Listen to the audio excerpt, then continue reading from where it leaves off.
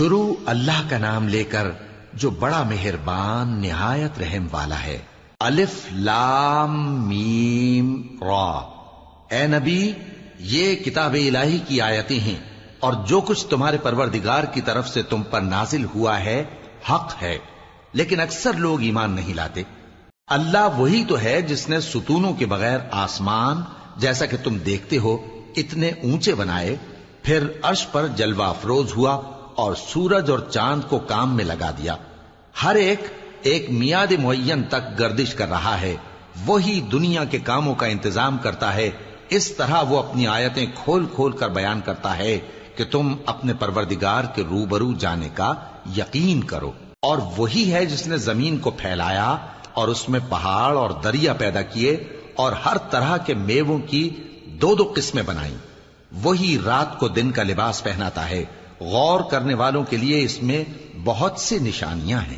اور زمین میں کئی طرح کے قطعات ہیں ایک دوسرے سے ملے ہوئے، اور انگور کے باغ اور کھیتی اور کھجور کے درخت۔ بعض کی بہت سی شاخیں ہیں اور بعض کی اتنی نہیں ہوتی، باوجود کہ پانی سب کو ایک ہی ملتا ہے۔ اور ہم بعض میووں کو بعض پر لذت میں فضیلت دیتی ہیں، اور اس میں سمجھنے والوں کے لیے بہت سی نشانیاں ہیں۔ اگر تم عجیب بات سننی چاہو تو کافروں کا یہ کہنا عجیب ہے کہ جب ہم مر کر مٹی ہو جائیں گے تو کیا از سر نو پیدا ہوں گے؟ یہی لوگ ہیں جو اپنے پروردگار سے منکر ہوئے ہیں، اور یہی ہیں جن کی گردنوں میں طوق ہوں گے، اور یہی اہل دوزخ ہیں کہ ہمیشہ اس میں جلتے رہیں گے۔ اور یہ لوگ بھلائی سے پہلے تم سے برائی جلدی سے مانگتے ہیں، یعنی طالب عذاب ہیں، حالانکہ ان سے پہلے عذاب واقع ہو چکے ہیں۔ اور تمہارا پروردگار لوگوں کو باوجود ان کی بے انصافیوں کے معاف کرنے والا ہے، اور بے شک تمہارا پروردگار سخت عذاب دینے والا ہے۔ اور کافر لوگ کہتے ہیں کہ اس پیغمبر پر اس کے پروردگار کی طرف سے کوئی نشانی کیوں نازل نہیں ہوئی؟ اے نبی، تم تو صرف خبردار کرنے والے ہو، اور ہر ایک قوم کے لیے رہنما ہوا کرتا ہے۔ اللہ ہی اس بچے سے واقف ہے جو عورت کے پیٹ میں ہوتا ہے، اور وہی پیٹ کے سکڑنے اور بڑھنے سے بھی واقف ہے، اور ہر چیز کا اس کے ہاں ایک اندازہ مقرر ہے۔ وہ چھپی اور ظاہر چیزوں کا جاننے والا ہے، سب سے بزرگ ہے، عالی رتبہ ہے۔ کوئی تم میں سے چپکے سے بات کہے یا پکار کر، یا رات کو کہیں چھپ جائے یا دن کی روشنی میں کھلم کھلا چلے پھرے، اللہ کے نزدیک برابر ہے۔ اس کے آگے اور پیچھے اللہ کے چوکیدار ہیں جو اللہ کے حکم سے اس کی نگرانی کرتے ہیں۔ اللہ اس نعمت کو جو کسی قوم کو حاصل ہے نہیں بدلتا جب تک کہ وہ اپنی حالت کو نہ بدلے، اور جب اللہ کسی قوم کے ساتھ برائی کا ارادہ کرتا ہے تو وہ پھر نہیں سکتی، اور اللہ کے سوا ان کا کوئی مددگار نہیں ہوتا۔ وہی تو ہے جو تم کو ڈرانے اور امید دلانے کے لیے بجلی دکھاتا اور بھاری بھاری بادل پیدا کرتا ہے، اور رعد اور فرشتے سب اس کے خوف سے اس کی تسبیح و تحمید کرتے رہتی ہیں۔ اور وہی بجلیاں بھیجتا ہے، پھر جس پر چاہتا ہے گرا بھی دیتا ہے، جبکہ وہ اللہ کے بارے میں جھگڑتے ہیں، اور وہ بڑی قوت والا ہے۔ کام کا پکارنا تو اسی کا ہے، اور جن کو یہ لوگ اس کے سوا پکارتے ہیں وہ ان کی پکار کو کسی طرح قبول نہیں کرتے، مگر اس شخص کی طرح جو اپنے دونوں ہاتھ پانی کی طرف پھیلا دے تاکہ دور ہی سے اس کے منہ تک آ پہنچے، حالانکہ وہ اس تک کبھی بھی نہیں آ سکتا۔ اور اسی طرح کافروں کی پکار بیکار ہے۔ اور جتنی مخلوقات آسمانوں اور زمین میں ہے، خوشی سے یا ناخوشی سے اللہ کے آگے سجدہ کرتی ہے، اور ان کے سائے بھی صبح و شام سجدے کرتے ہیں۔ ان سے پوچھو کہ آسمانوں اور زمین کا پروردگار کون ہے؟ تم ہی کہہ دو کہ اللہ۔ ان سے کہو کہ کیا تم نے اللہ کو چھوڑ کر ایسے لوگوں کو کارساز بنایا ہے جو خود اپنے نفع و نقصان کا بھی اختیار نہیں رکھتے؟ کہو کیا اندھا اور آنکھوں والا برابر ہیں، یا اندھیرا اور اجالا برابر ہو سکتا ہے؟ بھلا ان لوگوں نے جن کو اللہ کا شریک مقرر کیا ہے، کیا انہوں نے اللہ کسی مخلوقات پیدا کی ہے جس کے سبب ان کے لیے مخلوقات مشتبہ ہو گئی ہے؟ کہہ دو کہ اللہ ہی ہر چیز کا پیدا کرنے والا ہے، اور وہ یکتا ہے، بڑا زبردست ہے۔ اسی نے آسمان سے مے برسایا، پھر اس سے اپنے اپنے اندازے کے مطابق نالے بہہ نکلے، پھر پانی پر پھولا ہوا جھاگ آ گیا، اور جس چیز کو زیور یا کوئی اور سامان بنانے کے لیے آگ میں تپاتے ہیں اس میں بھی ایسا ہی جھاگ ہوتا ہے. اس طرح اللہ حق و باطل کی مثال بیان فرماتا ہے.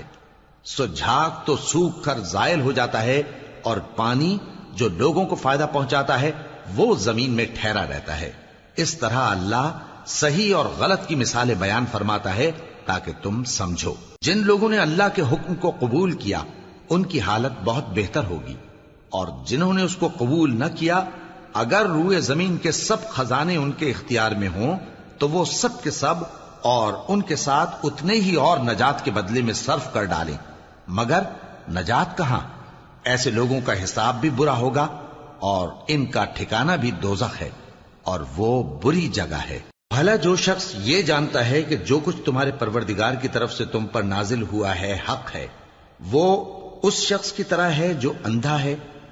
اور سمجھتے تو وہی ہیں جو عقل مند ہیں، جو اللہ کے عہد کو پورا کرتے ہیں اور قول و قرار کو نہیں توڑتے، اور جن رشتوں کے جوڑے رکھنے کا اللہ نے حکم دیا ان کو جوڑے رکھتے اور اپنے پروردگار سے ڈرتے رہتے اور برے حساب سے خوف رکھتے ہیں. اور جو اپنے پروردگار کی خوشنودی حاصل کرنے کے لیے مصائب پر صبر کرتے ہیں اور نماز پڑھتے ہیں، اور جو مال ہم نے ان کو دیا ہے اس میں سے پوشیدہ اور ظاہر خرچ کرتے ہیں اور نیکی سے برائی کو دور کرتے ہیں، یہی لوگ ہیں جن کے لیے عاقبت کا گھر ہے، یعنی ہمیشہ رہنے کے باغات جن میں وہ داخل ہوں گے. اور ان کے باپ دادوں اور بیویوں اور اولاد میں سے جو نیکوکار ہوں گے وہ بھی بہشت میں جائیں گے، اور فرشتے بہشت کے ہر ایک دروازے سے ان کے پاس آئیں گے اور کہیں گے تم پر سلام ہو، یہ تمہاری ثابت قدمی کا بدلہ ہے، اور عاقبت کا گھر خوب گھر ہے. اور جو لوگ اللہ سے پختہ عہد کر کے اس کو توڑ ڈالتے اور جن رشتوں کے جوڑے رکھنے کا اللہ نے حکم دیا ہے ان کو قطع کر دیتے اور ملک میں فساد کرتے ہیں، ایسوں پر لعنت ہے اور ان کے لیے برا انجام ہے. اللہ جس کا چاہتا ہے رزق فراخ کر دیتا ہے اور جس کا چاہتا ہے تنگ کر دیتا ہے. اور کافر لوگ دنیا کی زندگی پر خوش ہو رہے ہیں، اور دنیا کی زندگی آخرت کے مقابلے میں بہت تھوڑا سامان ہے. اور کافر کہتے ہیں کہ اس پیغمبر پر اس کے پروردگار کی طرف سے کوئی نشانی کیوں نازل نہیں ہوئی؟ کہہ دو کہ اللہ جسے چاہتا ہے گمراہ کرتا ہے، اور جو اس کی طرف رجوع ہوتا ہے اس کو اپنی طرف کا رستہ دکھاتا ہے، یعنی ان کو جو ایمان لاتے اور جن کے دل اللہ کی یاد سے آرام پاتے ہیں ان کو. اور سن رکھو کہ اللہ کی یاد سے ہی دل آرام پاتے ہیں. جو لوگ ایمان لائے اور عمل نیک کیے ان کے لیے خوشحالی اور عمدہ ٹھکانہ ہے. جس طرح ہم پہلے پیغمبر بھیجتے رہے ہیں اسی طرح اے نبی ہم نے تم کو اس امت میں جس سے پہلے بہت سی امتیں گزر چکی ہیں بھیجا ہے، تاکہ تم ان کو وہ کتاب جو ہم نے تمہاری طرف بھیجی ہے پڑھ کر سنا دو. اور یہ لوگ رحمان کو نہیں مانتے. کہہ دو وہی تو میرا پروردگار ہے، اس کے سوا کوئی معبود نہیں، میں اسی پر بھروسہ رکھتا ہوں اور اسی کی طرف رجوع کرتا ہوں. اور اگر کوئی قرآن ایسا ہوتا کہ اس کی تاثیر سے پہاڑ چل پڑتے یا زمین پھٹ جاتی یا مردوں سے کلام کر سکتے تو کیا یہ لوگ ایمان لے آتے؟ بات یہ ہے کہ سب باتیں اللہ کے اختیار میں ہیں. تو کیا مومنوں کو اس سے اطمینان نہیں ہوا کہ اگر اللہ چاہتا تو سب لوگوں کو ہدایت کے رستے پر چلا دیتا؟ اور کافروں پر ہمیشہ ان کے اعمال کے بدلے آفت آتی رہے گی یا ان کے مکانات کے قریب نازل ہوتی رہے گی یہاں تک کہ اللہ کا وعدہ آ پہنچے. بے شک اللہ وعدہ خلاف نہیں کرتا. اور تم سے پہلے بھی رسولوں کے ساتھ تمسخر ہوتے رہے ہیں تو میں نے کافروں کو مہلت دی، پھر میں نے ان کو پکڑ لیا. سو دیکھ لو کہ میرا عذاب کیسا رہا. تو کیا وہ جو ہر شخص کے اعمال کا نگراں و نگہبان ہے وہ بتوں کی طرح بے علم و بے خبر ہو سکتا ہے؟ اور ان لوگوں نے اللہ کے شریک مقرر کر رکھے ہیں. ان سے کہو کہ ذرا ان کے نام تو لو. کیا تم اسے ایسی چیزیں بتاتے ہو جو روئے زمین پر ہیں اور اسے معلوم نہیں؟ یا تم لوگ محض سطحی بات کی تقلید کرتے ہو؟ اصل یہ ہے کہ کافروں کو ان کے فریب خوبصورت معلوم ہوتے ہیں اور وہ ہدایت کے رستے سے روک لیے گئے ہیں. اور جسے اللہ گمراہ رہنے دے اسے کوئی ہدایت کرنے والا نہیں. ان کو دنیا کی زندگی میں بھی عذاب ہے اور آخرت کا عذاب تو بہت ہی سخت ہے. اور ان کو اللہ کے عذاب سے کوئی بھی بچانے والا نہیں۔ جس جنت کا پرہیزگاروں سے وعدہ کیا گیا ہے اس کی شان یہ ہے کہ اس کے نیچے نہریں بہ رہی ہیں، اس کے پھل ہمیشہ باقی رہنے والے ہیں اور اس کے سائے بھی۔ یہ ان لوگوں کا انجام ہے جو متقی ہیں، اور کافروں کا انجام دوزخ ہے۔